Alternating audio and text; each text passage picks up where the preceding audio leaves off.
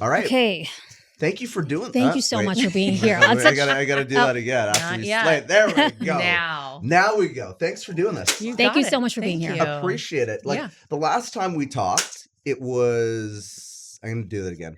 Thank you so much. It's okay. One day you'll see my acting skills. They're terrible. Slate. Okay. We're good? Yeah, no problem. 1 second. Awesome. So thank you so much for doing this. I think the last time we talked was, I bet, probably like over a year ago or so. And it was like for 5 minutes virtual. So it's really nice to meet you. Yeah, great to be face to face. I know. In our Washington studio. She was a conservative that was allowed to be on your show. She was a conservative. I know. I went in and I was like, I really don't know what to expect, but I'm here for it. You know, I showed up. So I am no longer there, by the way. I heard that. Yeah, you heard. Heard that. But listen, I wanted to start this interview off with your last name because it is Trump, right? It sure is. It sure is. And I think that there are a lot of people that will immediately either love this interview or hate this interview before they even listen to it. Yeah, you're right. What do you think about the fact that that is the way things are now? That's the media landscape that we live in. Yeah, I mean, it's as a Trump, as someone who actually does have that last name and has had that last name for 11 years, it's kind of sad. It's very frustrating. But it does speak to the nature of how divided I think things are. And I will blame a lot of it on the mainstream media. You know, I worked in television prior to my father-in-law running for president in 2015. And I'll never forget leaving his announcement and going back to work. I worked for a show called Inside Edition. Yep. And very quickly I realized, it was like, wait a minute. What people are putting out there is not the same speech I saw. They were snipping things down and they were manipulating things in a way that made his speech seem very different than the speech that I watched live in person, right in front of people. So very quickly I knew something was different. And I think love Donald Trump or hate Donald Trump, he has inspired people to get involved in politics, to pay attention. And I think that's a good thing because I think for so long, so many people were kind of just asleep at the wheel. They would just, especially here in America, they would kind of just vote along with whatever their parents did or their friends did. And they didn't really engage on the issues or dig deeper. He certainly has inspired people to do that. But it's sad to me that people have a knee-jerk reaction because I can promise if you hung out with any of us for 5 minutes, you would probably realize we're not the monsters that people have made us out to be. No, we're all pretty nice, normal people, actually. Did you have a lot of politics growing up in your family? Did you guys talk a lot at the dinner table or? Not really. I mean, I knew my parents were Republicans, you know, they voted Republican, but it wasn't like a heavy topic for us at all. I remember, you know, the first time I ever voted, my parents kind of talking with me about it, but I never felt like they were pressuring me one way or another, but I knew kind of the values I grew up with seemed to lean more conservative than liberal. And it really wasn't, I don't think for anyone in the Trump family overall. I don't think you could say that politics were ever a very heavy topic that was excessively discussed. So no, not in my family growing up, and I don't think in the Trump family either. You went to school for journalism, right? Yeah, communication media. Communication media, as did both Carmen and I. Yeah. I wonder what you thought about the media landscape when you were going into it to study it versus now. But it's not the thing, like you change, right? Because when you're young and you're into it, you're super idealistic. Yeah. You're in it for the right reasons, and then you come to realization it's not exactly what it is. And sometimes it's a hard realization, right? Of course it is. Yeah. Well, that's life. That's kind of like, that's how life goes in general. Yeah, I mean, I think I originally got into it because I was such a sports nut and I really wanted to do kind of like sports type reporting. And I interned as a sports reporter at a local TV station and all those things. And so that was sort of the angle I originally came into it for. And then, you know, life takes weird turns. I ended up going to culinary school of all crazy things, which is the reason I ended up in New York City of all wild reasons. And Are you a good cook, by the way? Well, now my husband will tell you that he hasn't received, I'm technically a pastry chef. So I went to the French Culinary Institute in Soho in Manhattan, and I have a degree in culinary arts in pastry. But if you ask Eric Trump when the last time was I made him a cake, he's been asking me for banana bread all week. So my God, I think I have to make that's my an husband easy some one. Banana bread's a pretty easy one. It's pretty easy. Yeah. But yeah, I like to fancy myself. Still a good cook. I can still whip out a cake if I want. I like the artistic nature of cakes and like designing cakes. So people would send me like a microphone. I did a microphone as a cake one time, speaking of. So anyway, to get back to it, working in that kind of industry, yeah, you start to realize, okay, well, you can very easily kind of like change the trajectory of a story or manipulate the way people view things by just tweaking certain elements of it. But it never became that profound to me, and it never really impacted me until it did impact me, until it was my family. And then that was just kind of like it was almost like a punch in the gut, to be honest, to really kind of come to that realization. Yeah, because you've seen it from both sides. Right. Yeah. You brought up Eric. Yeah. Can you tell the story of how you guys met? Yeah. It's like this is before the era of swiping on phones. Thank God. Because I talk to people all the time. I'm like, I don't know how you guys do Plenty that. of fish. Yeah. I was out. So my roommate in New York, my first roommate when I moved there, had a friend in town. And she wanted me desperately to go out with her on a Thursday night to entertain this friend. And I was not going out. I was in like sweatpants and I was going to watch a movie that night. And I was like, no, I'm not going out. Begged me to come out with her. So I reluctantly got dressed and we went out. And it was ultimately because she dragged me out that I ended up at this club in downtown Manhattan where there was a guy who was 6'5", hanging out with a group of guys. And you mentioned that Travis, that I'm tall when you first met me. Yeah. Everyone's like, oh, you're taller than I thought. I'm 5'11" without heels on. And so with heels, I'm probably like 6'3". This guy was taller than me across the room and hanging out with these guys. And somehow we all kind of connected. And I was like, I don't know, that could work out with this guy because he's taller than I am. So you kind of knew like right away. Well, I knew that. I was like, all right, tall guy. I'm going for the tall guy. I had no idea a person named Eric Trump existed. Just so we're really? No. Did you? Well, yeah. No. I mean, did you? I was a nerd though, right? But I knew all about. But I knew that my sister-in-law Ivanka, I knew who she was. I knew who Donald Trump was. I knew Ivanka because I got like Teen Magazine or something back in the day. I feel like she was in it. Don, my brother-in-law, no idea, which will destroy him to know that I didn't know you were Don.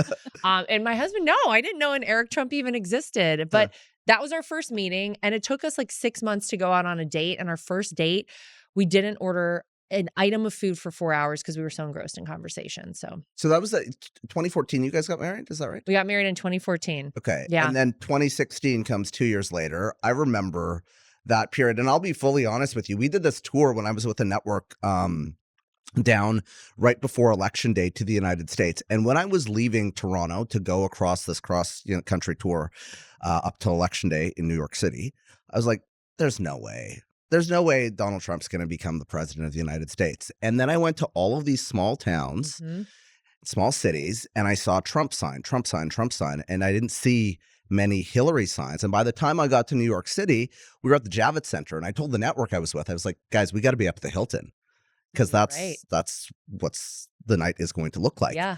And it turned out that way. So I wonder two things. What things were like for you on that night, and also how that changed the life of your family? Oh, gosh. I mean, I think it changed everything. Yeah. It changed the entire world that night, for sure. You're right, though, to point out the fact that you saw the signs everywhere. One of the things I noticed, and we were all such political novices going into 2016. I mean, when we got to Iowa for the Iowa caucuses, we were like, what is a caucus?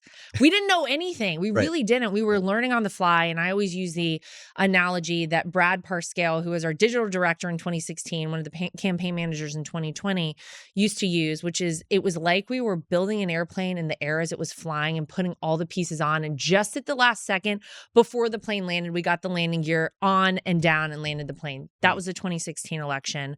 And I noticed going across the country, it wasn't just signs in people's yards. It was barns that were painted with Trump on the side. You don't go to those kind of links for just an average candidate, for just a standard political election. People felt something different with Donald Trump. And it was one of the reasons I couldn't, in my mind, kind of mend the divide between what the media was saying out there and the polls and what I was seeing and feeling on the campaign trail. So I think we all went into the election night in 2016. I hate to use the cautiously optimistic thing, but everyone had said it was impossible. Like you're saying, Travis, they were like, there's no chance Donald Trump has. But in my mind, I was like, I don't know. I mean, if we win my home state of North Carolina, if we win Ohio, if we win Pennsylvania, these are all places that I'd campaigned extensively. And I knew the feeling in all these major counties. But I think it was sort of like a snowball's chance, they had given us. And so we were there like, you know what, we left it all on the field. Yeah. We couldn't have done anything more. And we're proud of the effort we put out. We're proud of the fact that our campaign had a third the money as the Clinton campaign. We're proud of the fact that we went up against this political dynasty, this machine. And we were like the little engine that could, and we made it here to the end. And then the night happened and state after state after state began getting called for Donald Trump.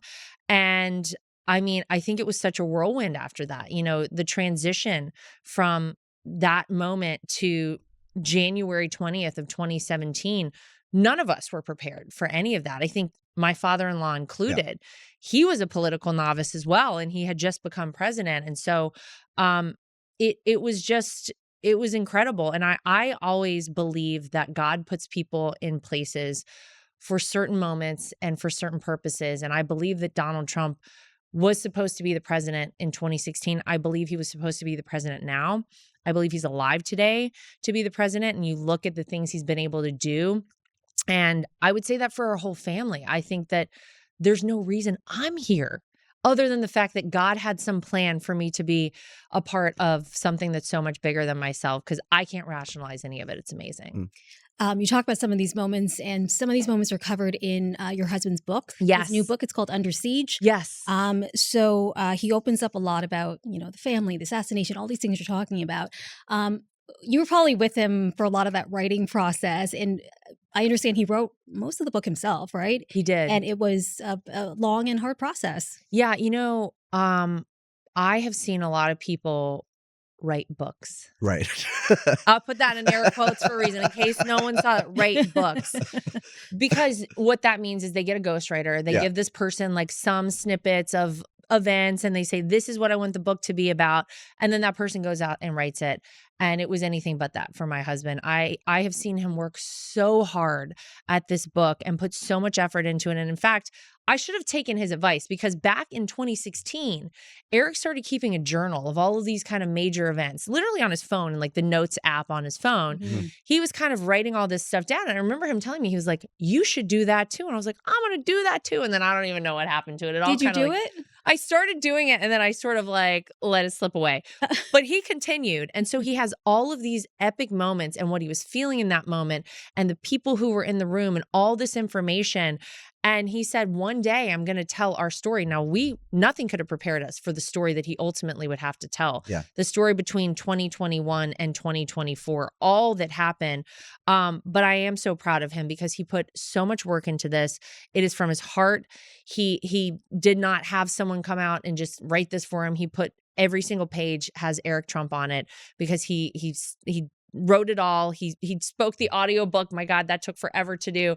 I'm really proud of everything in this book. You wrote the foreword. I did. Yeah. Yeah, one of them. There are two. There's two. Who's the other writer? I don't know which is his favorite. The other writer is Donald J. Trump, 45th and 47th president of the United States. And I kind of tell the story in there of how we met and how initially I was like, I don't know. What do you make of a family with the last name Trump? Most people, as you started out this interview, are like, I don't know. You get a kind of knee-jerk reaction. And even before politics, I had an idea in my head as to what someone with that last name would ultimately be like. And I was like, I'm not sure I like that. Because I grew up probably like most people in America. I grew up in a middle-class family, very normal upbringing, and I wasn't sure about it. And what I found out is that they actually are such down-to-earth, humble, relatively normal people that I was shocked by all of it, including my father-in-law and all of my in-laws in general. I know some of the proceeds from this book are going to Turning Point USA. I'm sure you and I don't agree about everything. I didn't agree with everything Charlie Kirk had to say, but I was absolutely horrified when I saw what happened to him, as I think a lot of the world was. Where were you? What went through your mind, and why do you think it was important for the family to put some of the proceeds from this book towards Turning Point USA?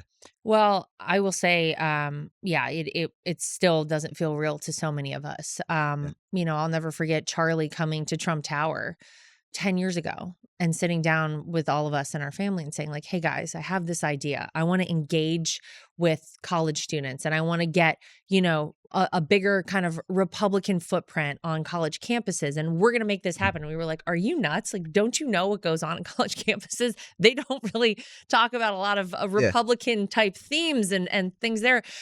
He was so gung-ho about it and he was so excited to do it. And man, he put everything he had into it.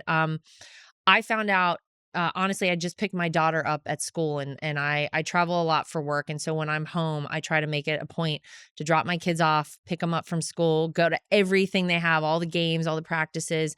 And I just picked my daughter up at school and she was so excited about listening to one of these K-pop Demon Hunter songs, I know, in my car. So over the and obsession. over. I can't even. But she was all excited and I got this text and it said, Charlie Kirk has been shot. And I was just like, it was like I was taken back to Butler, Pennsylvania. Again, the same feeling that I had watching that happen, I felt again. And it was just so raw. And obviously, we didn't know the extent of it.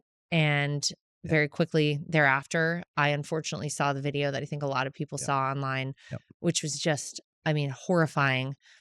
And, there will never be another person like him. He engaged so many people in thoughtful debate. And you asked why was it important for Eric to donate some of the proceeds of this book to Turning Point. I don't think Donald Trump would be in the White House right now without Turning Point, without what Charlie Kirk did. And, you can disagree with him on the things he had to say, but that's what he wanted. He wanted people to come out and talk with him. And it wasn't just that Charlie was talking to hear himself talk.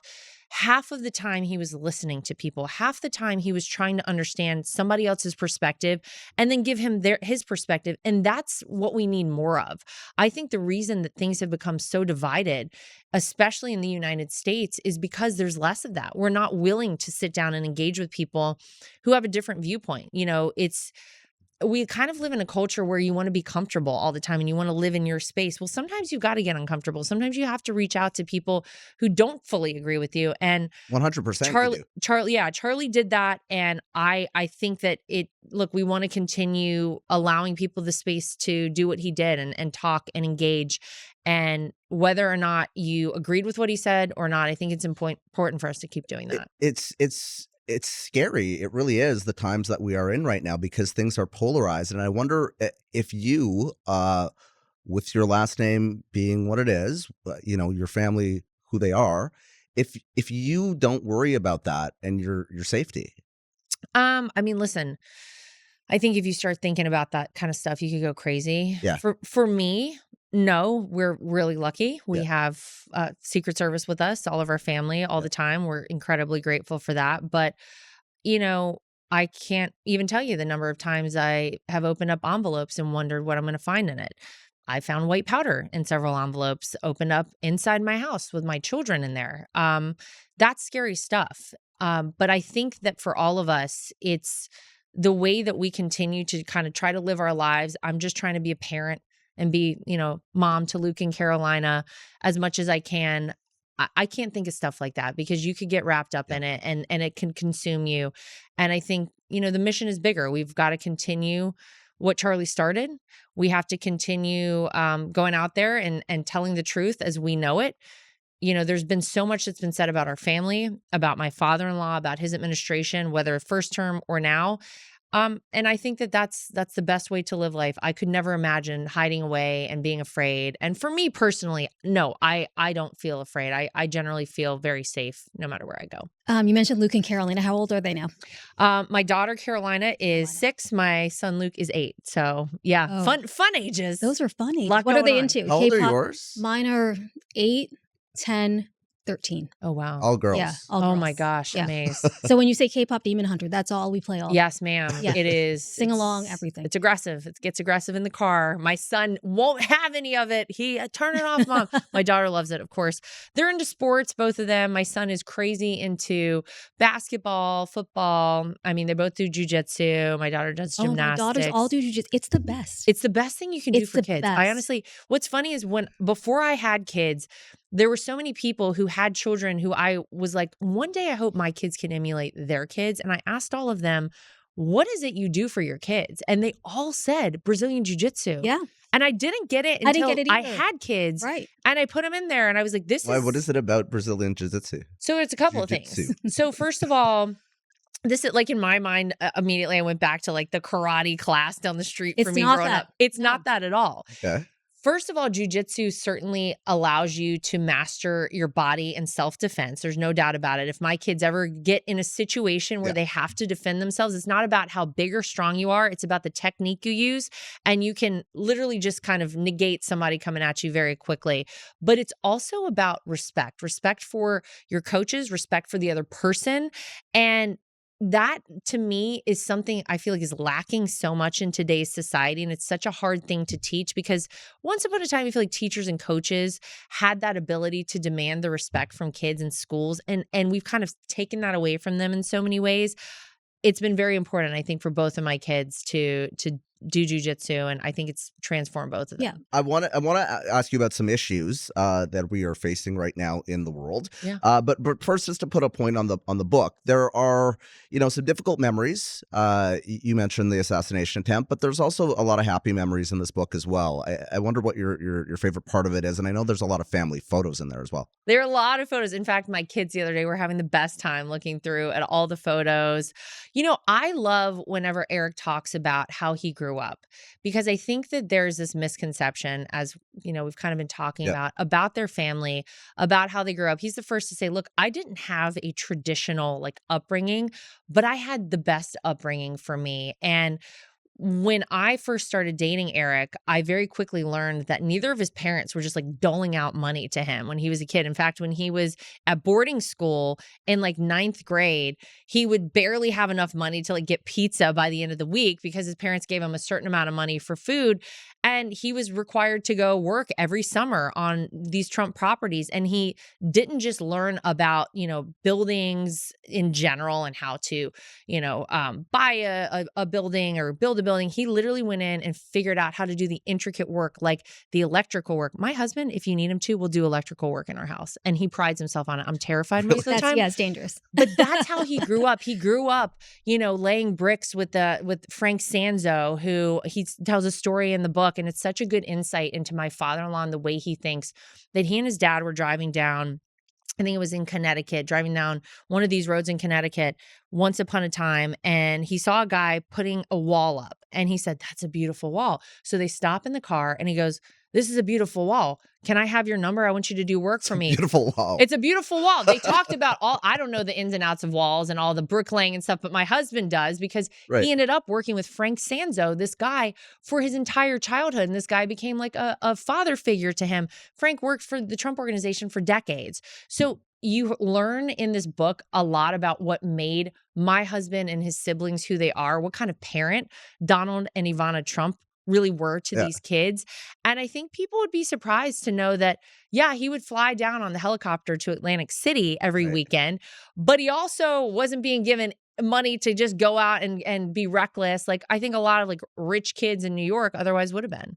Right. Yeah. Right, we want to get your take on some of the current topics, hot topics that we have right now. And one of them, we had our Canadian Prime Minister Mark Carney to visit President Trump. They seem to get along really well.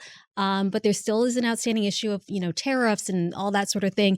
We're wondering from your perspective, do you think that this conversation about the 51st state and all, is that going to come back? Are we out of the woods yet? 11th province. Are we done with that yet? We love our 51st state, Canada.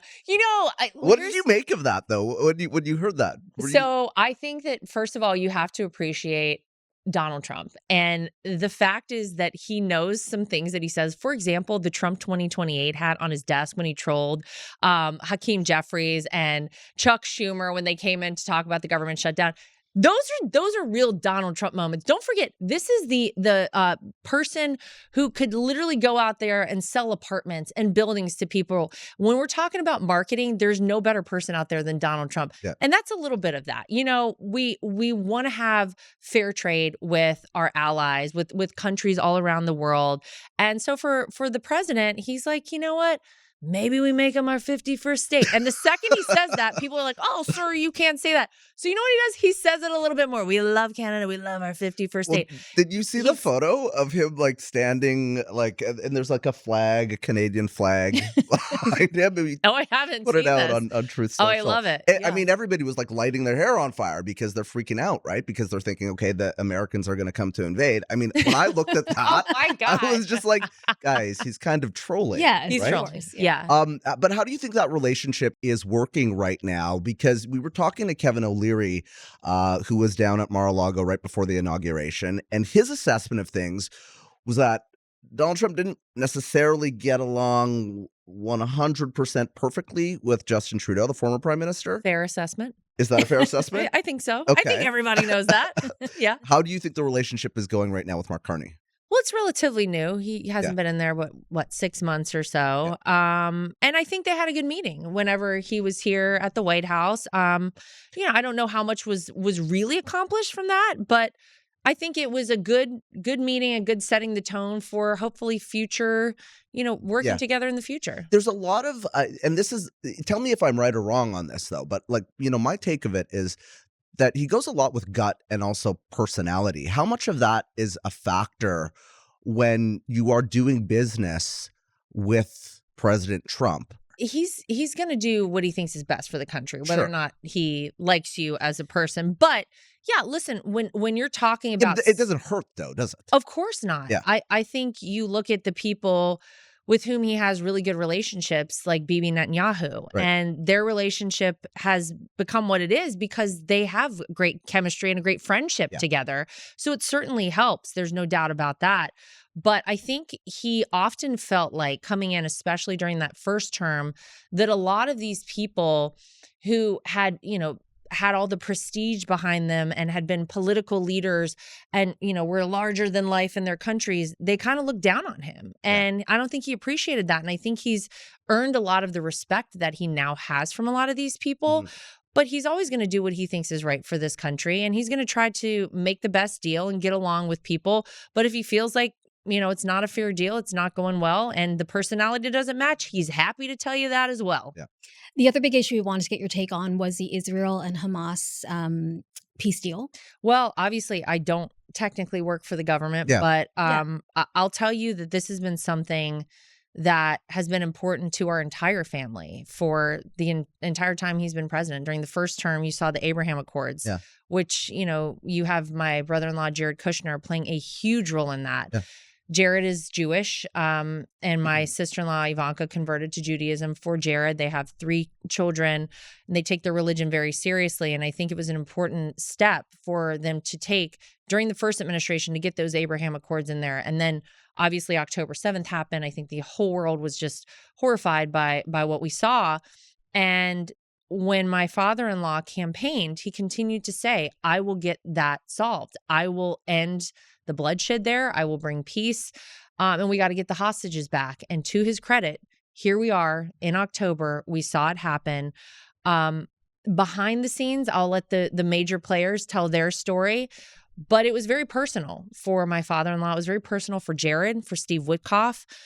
And I think whenever people hear their full story, I think it'll be one for the ages. I don't know that anyone had on their bingo card peace in the Middle East under Donald Trump, especially if you go back to 2016 when he was running for president and people said, we can't give this guy the nuclear codes. He's going to cause World War III, all of these things. He has now solved 8 conflicts around the world. Some of them 5 days, like the Thailand-Cambodia conflict. Some of them, like Armenia and Azerbaijan, had gone on for about 40 years. This one in the Middle East, you could argue, has gone on for thousands of years. And Donald Trump is the person to bring the 20 hostages home and to at least take the first steps to peace in that region. It's amazing. Excuse my language, but do you think that is because in part he kind of cuts through the bullshit and brings, folks together and gets rid of kind of the bureaucratic red tape around some of these discussions and meetings? Absolutely. And I think he comes at it from a different perspective. For so long, there was this kind of appeasement strategy that I think the United States had. We just kind of want to keep everybody at bay and keep them happy. And that's kind of a place of weakness to operate from. There's no doubt when Donald Trump goes in and bombs Iranian nuclear sites, he's not effing around. Yeah. He's not playing. He drew a line in the sand. They crossed it. He said, all right, here's what we're going to do. You guys didn't get rid of your nuclear program. We're going to take it out. Now, Hamas, let me come talk to you.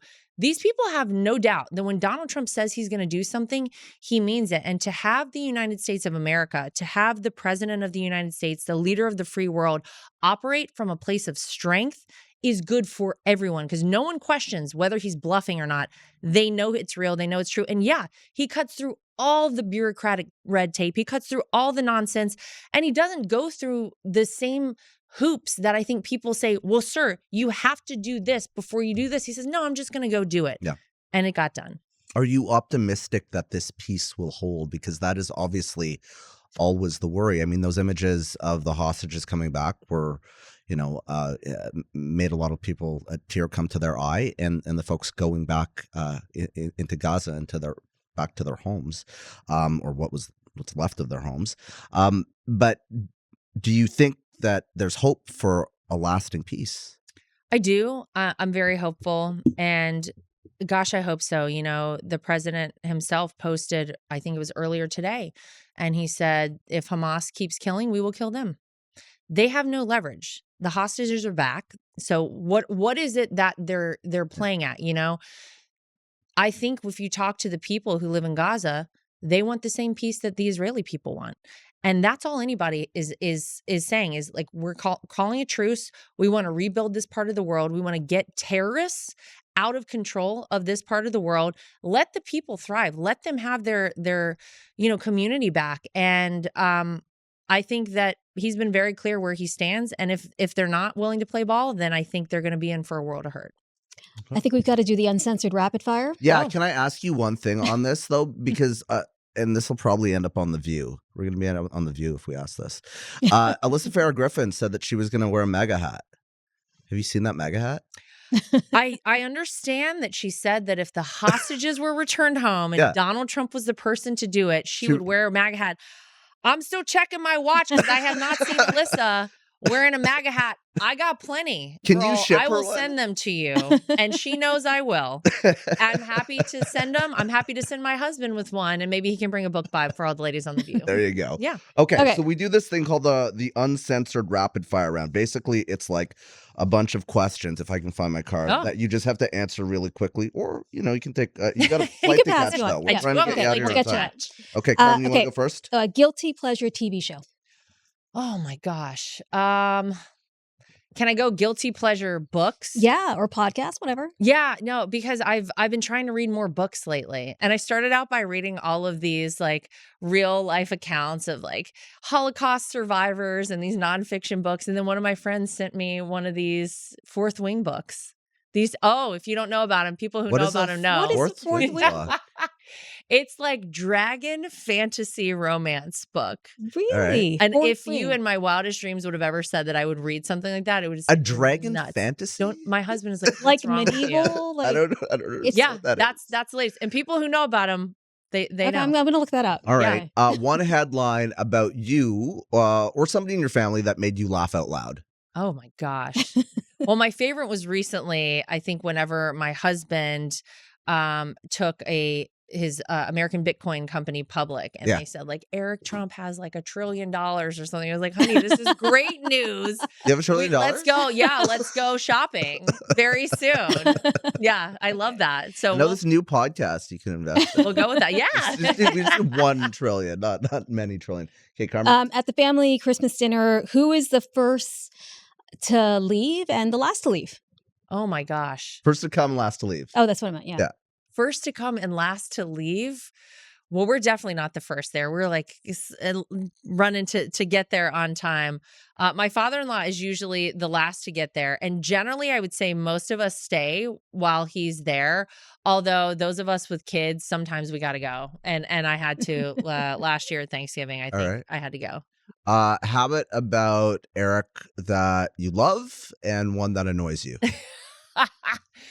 Oh, one of his habits, and he'll be the first to say he's a little OCD and like a neat freak. Yeah. I really appreciate that. Having a house with 2 kids and 3 dogs, that's a good thing because sometimes he gets in these like cleaning fits and he's got to clean everything up. And I'm like, let's go. Let's get it all cleaned up. The thing that one of my pet peeves with him though, is that he'll insist on driving sometimes and then he'll drive really slow. And I'm like, honey, we're going to be so late for whatever this is. After he insisted he had to drive. I would say I'm a better driver than Eric Trump, but he may disagree. You're a faster driver. I'm certainly a faster driver. Yeah, okay. Yes, that's true. What's the song you'd blast before a big appearance? Oh. Like what's your you're getting ready? I would say like song. All I Do Is Win, DJ Khaled. Oh. All I do is win, win, win. No matter what. Yeah. Money on my mind. Yeah. That's a good one. All right, last one. Finish this sentence. In 2025, America needs more blank. In 2025, America needs more butter. We're going back old school. Hey, we're Maha. We're cutting out the margarine. We're cutting out all the fillers. We need more butter. Do you have you ever tried making your own butter? See? I have made my own butter. With like whipped heavy cream. It's fantastic. So good. It takes a lot out of you. If you do it the old fashioned way, you can really develop your arm muscles. Yeah. I thought it was going to be like hope.